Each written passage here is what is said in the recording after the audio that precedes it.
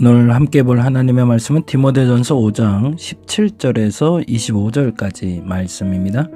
디모데전서 5장 17절에서 25절까지 제가 읽어드리도록 하겠습니다. 잘 다스리는 장로들은 배나 존경할 자로 알되 말씀과 가르침에 수고하는 이들에게는 더욱 그리할 것이니라.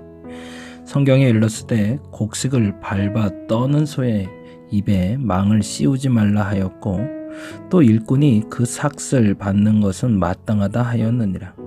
장로에 대한 고발은 두세 증인이 없으면 받지 말 것이요 범죄한 자들을 모든 사람 앞에서 꾸짖어 나머지 사람들로 두려워하게 하라. 하나님과 그리스도 예수와 택하심을 받은 천사들 앞에서 내가 엄히 명하노니 너는 편견이 없이 이것들을 지켜 아무 일도 불공평하게 하지 말며 아무에게나 경솔히 안수하지 말고 다른 사람의 죄에 간섭하지 말며 내 자신을 지켜 정결하게 하라. 이제부터는 물만 마시지 말고 내 위장과 자주 나는 병을 위하여는 포도주를 조금씩 쓰라. 어떤 사람들의 죄는 밝히 드러나 먼저 심판에 나아가고 어떤 사람들의 죄는 그 뒤를 따르나니 이와 같이 선행도 밝히 드러나고 그렇지 아니한 것도 숨길 수 없느니라. 아멘. 오늘 두 가지 너무 중요한 본문 볼 건데요. 24절, 25절 다시 한번 읽어 드립니다. 어떤 사람들의 죄는 밝히 드러나, 여기 밝히에 동그라미 해놓고요.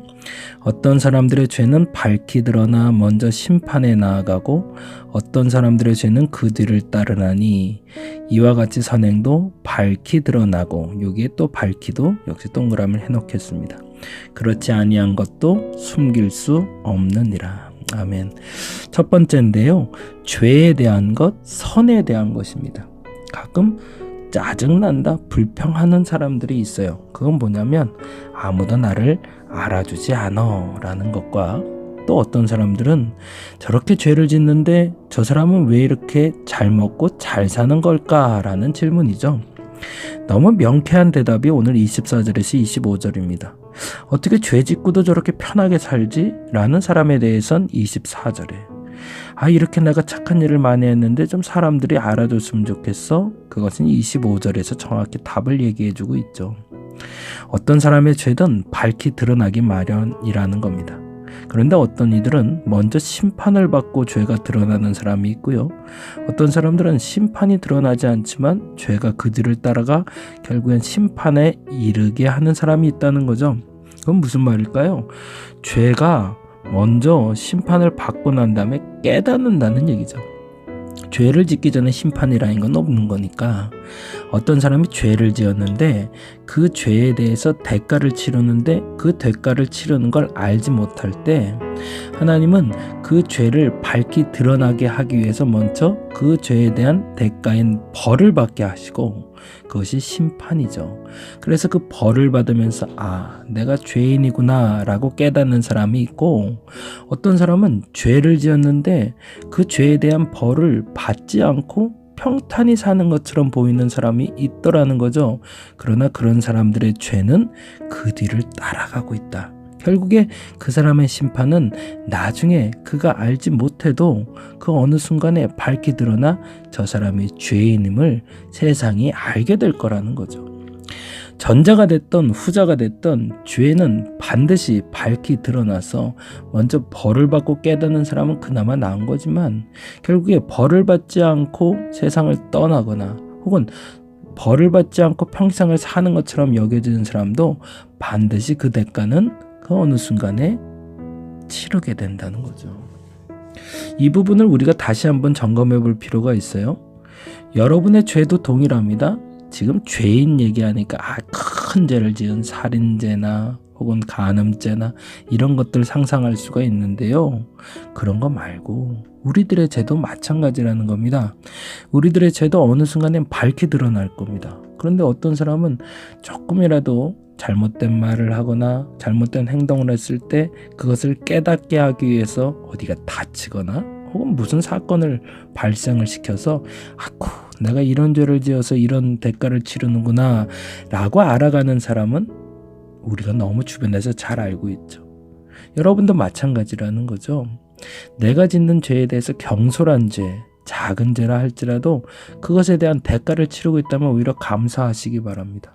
그런데 만일 그 대가를 치르지 않고 그 죄가 쌓여 있다면 그 죄는 사라지는 것이 아니라 어느 시점에 그 죄가 그 사람의 뒤를 쫓아가 그 사람이 죽은 후에도 그 대가를 치르게 한다는 거죠. 죽은 후에 대가를 치르는 건 뭘까요? 죄송하지만 영벌에 취하게 된다는 거죠. 어떤 사람이 그나마 죄인 중에 나은 걸까요? 선행되는 게 오히려 나은 거죠. 내가 죄를 지은 것에 대해서 이 땅에서 소위로 밝히 드러나서 죄에 대한 대가를 치르고 깨닫는 것이 이후에 그 죄를 품고 세상을 떠나 그 죄에 대한 심판에 이르는 것보다 훨씬 낫겠죠. 그 얘기가 24절이라면 25절엔 반면에 다른 얘기를 하고 있습니다. 그렇다면 선행은 어떻게 할까라는 거죠.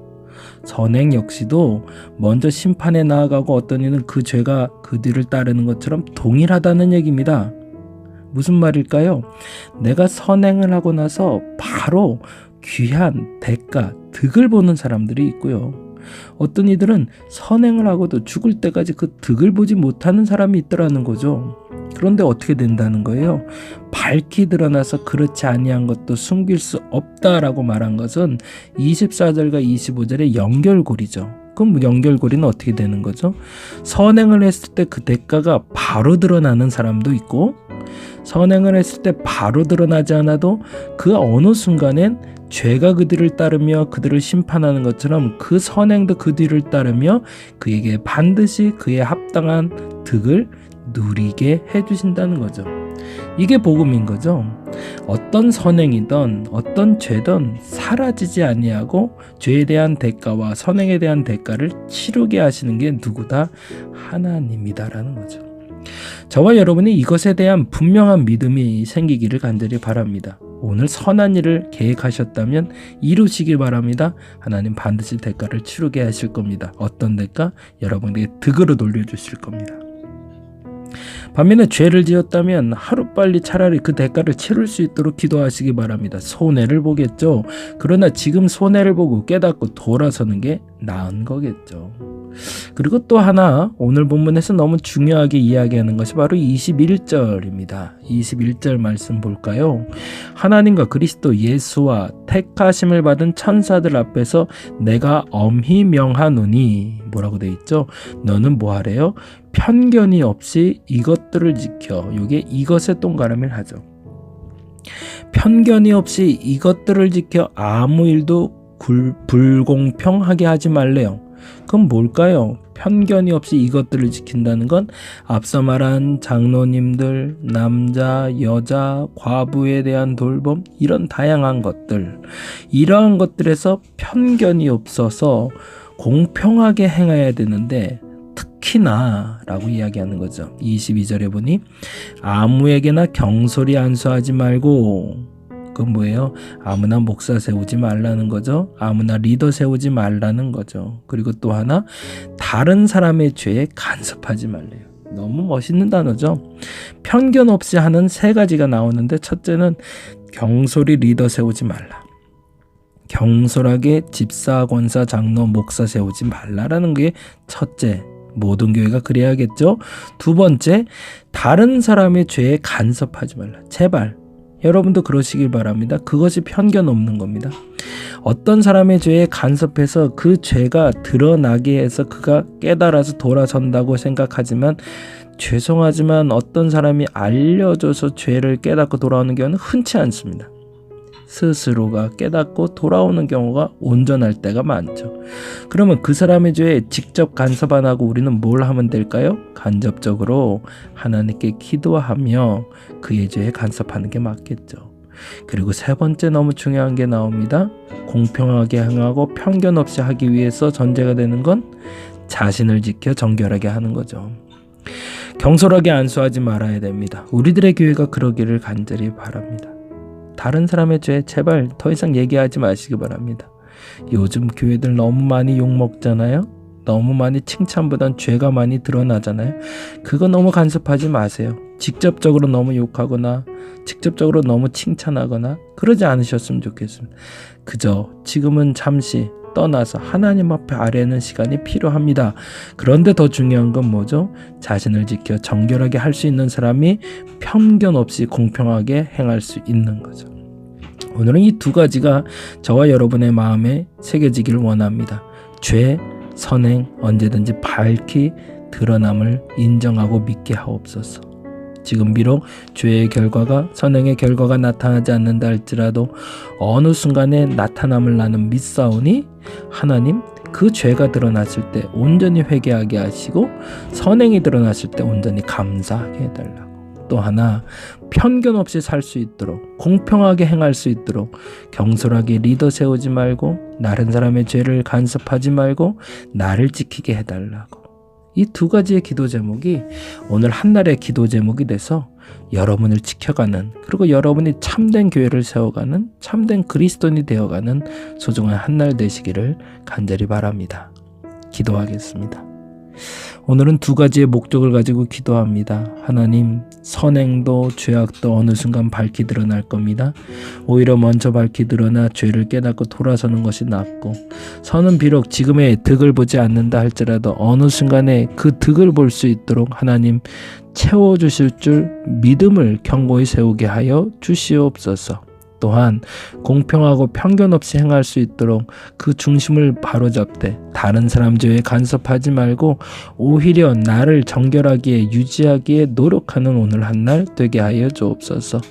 오늘도 감사합니다. 공평한 세상 만들기 위해 다른 사람의 죄에 간섭하지 않고 나를 세워가게 하시며 선과 죄에 대해서 분명한 구별을 알아 선행되고 이후에 나타나는 결과 불문하고 선행 가운데 머무는 우리가 되게 하여 주시옵소서. 감사합니다. 고마우신 예수님 이름으로 기도드렸습니다.